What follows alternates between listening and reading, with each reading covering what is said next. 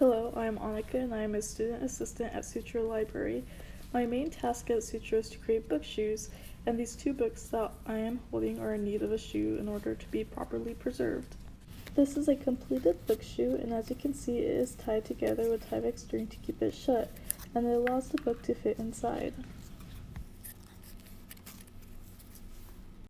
The first step to create the book shoe is to measure the object and measure a piece of blue board to fit the measurement of the book.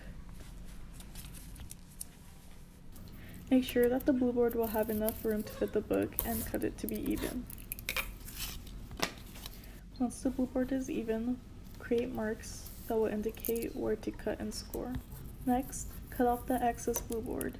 These bits will be removed in order to fold the board. Then the other marks will indicate where to score. Scoring is the method of lightly cutting, but not completely cutting off the blue board in order to fold the shoe.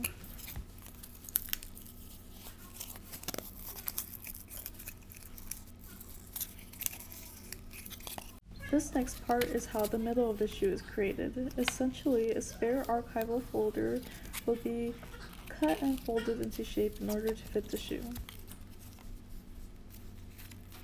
Lastly, another piece of blue board will be used to create the lid. Once again, the method of cutting off the extra blue board and scoring the parts needed to fold will be used.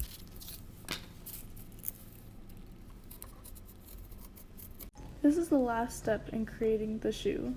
This part requires 3 materials: wire, Tyvek string, and tape.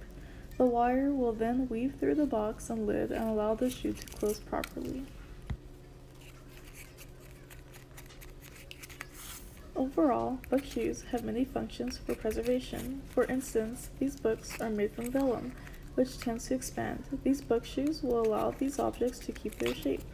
Also, some books have Tyvek string holding them together, which tends to create cuts and indents in books, as seen with the previous book.